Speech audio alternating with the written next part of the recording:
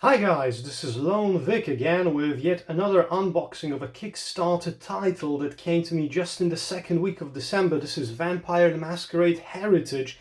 It's a legacy game by Nice Games set in the vampire universe. It's, like I said, a legacy game for 2 to 4 players where you will be leading your clans through almost over 8 centuries of history from 1306 till 1997 to ultimately see who is the winner, which clan is the best and the most powerful leader in the Masquerade universe. So as you can see, the box comes in a nice sleeve, white with some golden imprints. Let's take this off and put it aside so that it doesn't bother us here. And the main box looks exactly like this. As a very stylish, this ink looks pretty cool. Masquerade Heritage, a legacy game. There you go. And inside, let's flip it like this so that we can put the elements inside. And inside we've got prints, we've got like small posters of all of the clan leaders. As you can see, there you go. I'll show you all of those so that you can admire. The artwork is really, really cool. And the style for all of them, I like it very much. This artwork style.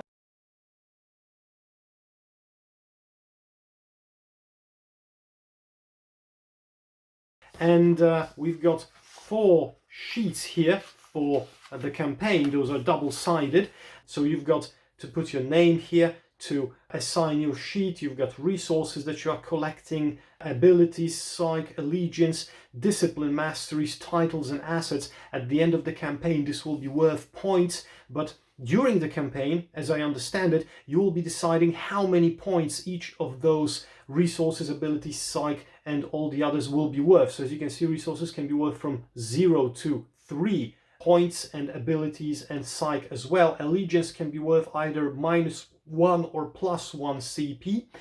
Titles are for 1 point, and discipline masteries, if you collect them, are for 1 as well. So over the course of the campaign, you will be deciding what values you'll be assigning to each of those elements. So the winner can be decided. We got 4 envelopes that are used to save the game, and you can put your name here as well. Those envelopes right now are empty, and you'll be putting here all of the elements that you need to save over the course of the game, and there will be a few of those. You can put your scoring sheet as well and keep it for the next game game session. And the rule book, probably the most important thing. Let's take a look at this. It's pretty thick. It's 35 pages. We've got some kind of a scoring board on the back side, and let's take a look. Introduction, components, there is a big list.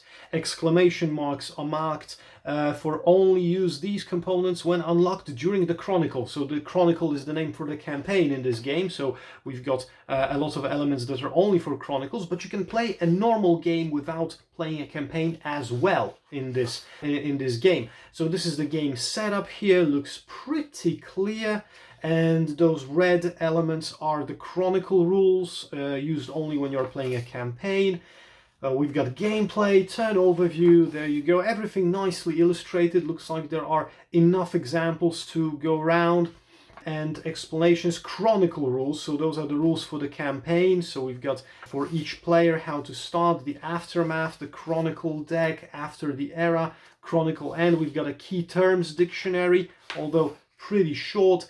And there is the explanation of the clans. We've got Bruja, Gangrel, La Sombra. Each clan has a unique ability that only they have access to. So these are explained here as well. And you've got complexity levels for each clan, best at how many players, and what kind of affinity do those clans work best with.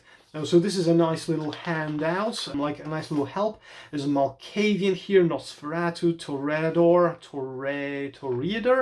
Tremere, Tzimice and Venture. There's 10 clans in the game, and we've got the battlegrounds, the different boards and rules for them, because in this game you will have, in each chapter, you will have 3 battlegrounds. For example, this battleground, and these two are for chapter number 1, and they have their own rules of scoring and collecting points. But if you go to chapter 2, then you will be using this battleground, this one, and you will be using this one, the Inquisition, instead of the clans high and low battleground. And they, as you can see, will be changing throughout the chapters until we get to the modern era. We got Sabbath Wars over there, the rise of humanity. Okay, and we've got a thank you list with all the names of the Kickstarter backers. I'm here somewhere probably as well, but this is not alphabetical as I see, so I won't be looking for myself here right now. Okay, and we've got some place for notes, credits, and the backside with the score pad. Okay, kudos, great. Next thing, we've got the stickers. So this is a legacy game that has stickers which you can put on cards to modify their abilities in those different aspects, as you can see. So Anarchs, Mercy, Mortals, Warfare, and so forth and so on, quite a lot of them. You can put stickers to affiliate characters, neutral characters, to certain clans, which will change how they can be used a bit, and those cards will remain with those stickers forever unless you have a recharge pack. So basically the campaign can be played once, and that's it, because some of the cards will be irreversibly changed. But later you can play the game as a single session game with those modified cards, and this will change the gameplay a bit. But you can also purchase, or there could have been also purchased, a recharge pack that contains all of the character cards and another set of stickers, and you could basically reset the game so that you can play the campaign again. I don't know if I can find mine to show you how it looks like. Let me take a look. Yes, there you go. This is the recharge pack, reset pack it's called. So inside you will find exactly this, the stickers and a set of cards with all the characters, so that you can basically exchange them, 2 sets like this, so you can exchange them for the ones that you've used for the campaign, which is pretty cool. I have my issues with legacy games which use stickers, because if you don't have a reset pack, then those games are usually like a one-time thing. I've read on the Kickstarter that in this case, even if you play the legacy game and you modify the game with the stickers, it's still playable for single sessions. I'll see after we finish the campaign with my group if this is true and how well it plays, but let's believe the developers for now. Let's believe the creators. Oh, there's one more sticker sheet here. And here's the Chronicle booklet. So this is the book for the campaign, basically. And we've got an introduction here. I won't be showing you too many spoilers, so I'll leaf through this very quickly. We've got scoring tables for 3 chapters, and this is the end of one era, and another era with 3 chapters, another one, and some history here with some timelines and dates, and again 3 chapters, 3 chapters, 3 chapters, and 3 chapters. So the 21st chapter is the last one. And after this one, you decide which player wins the whole campaign. And here we've got the Chronicle scoring. So this is the place where you decide how much points are those resources, allegiances, abilities, and sight going to be valued at the end of the campaign. And we've got some table here with some probably decisions to keep up. Okay, so the meat of the game here, we've got some crystals. Those are like, the red ones are +1 victory point, the yellow ones are -1 victory point crystals, and those are of value of 1. These bigger ones are of value of 3. We've got ankhs in 4 colors, which are used in some battlegrounds. Nice wooden solid elements with golden imprints. And we have a Kickstarter add-on. Those are like metal coins with all of the clan symbols, so that you can mark something during the game with those. They look cooler than the cardboard versions, obviously. All right, and I have to tell you one thing. I've already unpacked a few of the decks that we have in those boxes just to take a sneak peek, and I will tell you which ones I've unwrapped already. So there are 3 expansions here, as you can see in this box. There is expansion 1, which is called Twisted Fates, expansion 2, which is called Strands of Time, and expansion 3, The Gentleman's Story. I have taken out the cards. There are around 25, 26 cards in each of those expansions, because these cards are used during the campaign, during the Chronicle, and you add those into the Chronicle deck in order, because those cards are numbered. So I've already done this just to see how many cards, just to give you an idea how many cards are there for the whole Chronicle. So I've added all of the expansions, but normally these would come in separate in these boxes, right? Now we've got a box here which has a pack of cards, as you can see, with missions for single play games and all the help cards and stuff like that, and the obligation cards which are used in the campaign. So basically like cards that don't fit into any other particular deck. Okay, so this is something to prevent anything from sliding inside the box, and we've got those battleground boards. So as you can see, they're thick, nicely printed. This one has the scoreboard on the other side. Those 2 are double-sided as well. There you go. There's very nice heaviness to them, good material. And this is the main board where you will be putting assets which can be recruited as vampires. So there will be always 5 cards here, and you'll be recruiting 1 every turn. And here is a place for 5 missions which you can score to earn extra points. And this is the timer track. If you're playing 4 players, you have 8 rounds to complete 1 game. For 3 players, it's 9 rounds. For 4 players, it's 2 rounds. There you go. So it doesn't take a very big footprint on the table. There are also a few bigger battlegrounds like this, also double-sided, and here we've got all of the tokens. So there are a few sheets of those. I'll just run you through them pretty quickly to see what's inside.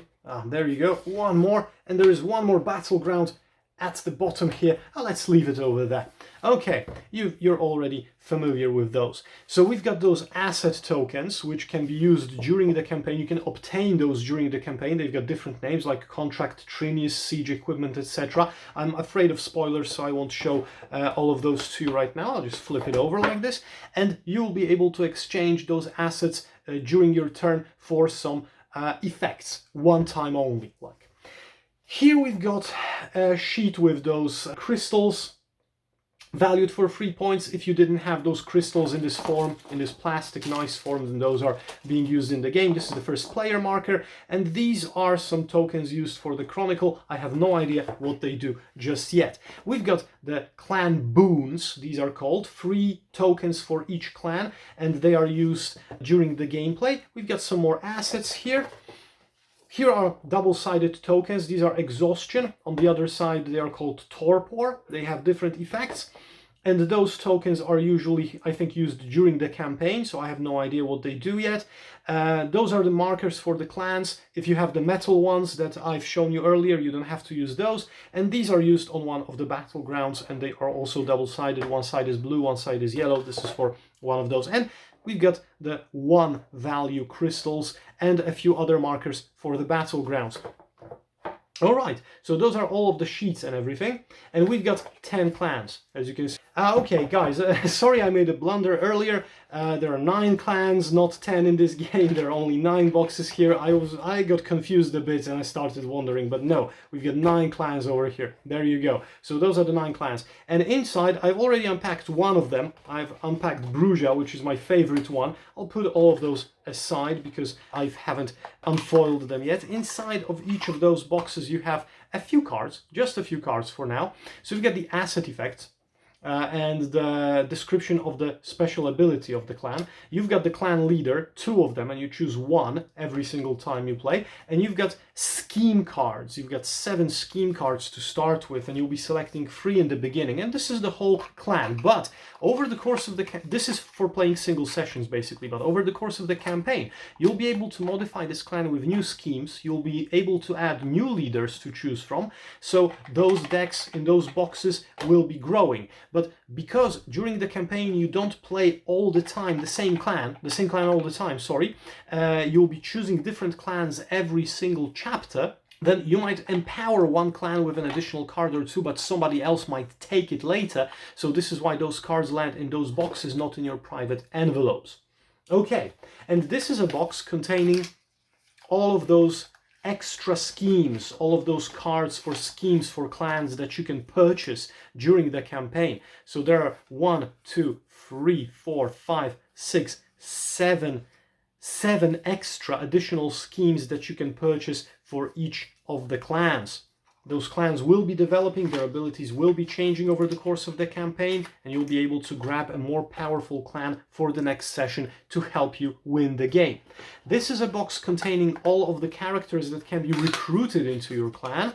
So there are quite a few of them, and as you can see, they are sleeved in very cool, nice sleeves with the logo of the game here. Why are they sleeved, you will ask? Because each of these cards can be flipped over when empowered to create a stronger version of the card with an additional ability. And here you have the places for the stickers so that you can empower this card even more.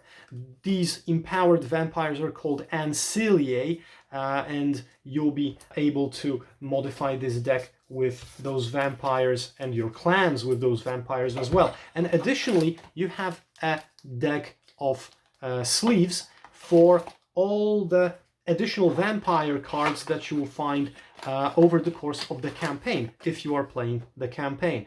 And okay, this has some cardboard here, and this is the piece de résistance.